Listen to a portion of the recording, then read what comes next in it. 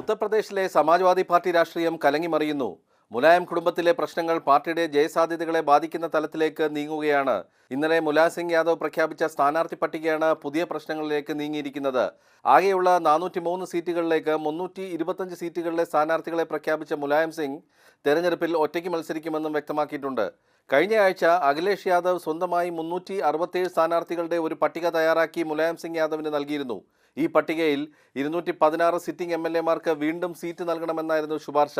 എന്നാൽ ഇന്നലെ പ്രഖ്യാപിച്ച 325 സീറ്റുകളിൽ 54 സിറ്റിംഗ് MLA-മാർക്കാണ് വീണ്ടും മത്സരിക്കാൻ അനുമതി നിഷേധിച്ചത്. ഇനി പ്രഖ്യാപിക്കാനുള്ള 78 സീറ്റുകളിൽ 28 സിറ്റിംഗ് MLA-മാർക്കും സീറ്റ് നിഷേധിച്ചേക്കുമെന്നാണ് അറിയുന്നത്. ഇവരെല്ലാം തന്നെ അഖിലേഷ് യാദവിൻ്റെ അനുയായികളാണ്.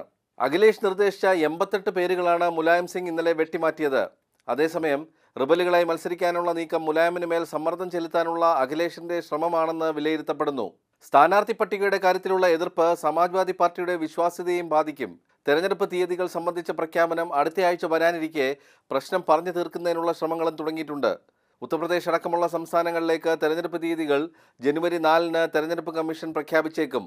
ഉത്തർപ്രദേശിൽ 7 ഘട്ടമായി തെരഞ്ഞെടുപ്പ് നടത്താനാണ് തെരഞ്ഞെടുപ്പ് കമ്മീഷൻ ആലോചിക്കുന്നത്. പഞ്ചാബ്, ഗോവ, ഉത്തരാഖണ്ഡ്, മണിപ്പൂർ എന്നീ സംസ്ഥാനങ്ങളിലും തെരഞ്ഞെടുപ്പ് നടക്കും. മാതൃഭൂമി ന്യൂസ്, ഡൽഹി.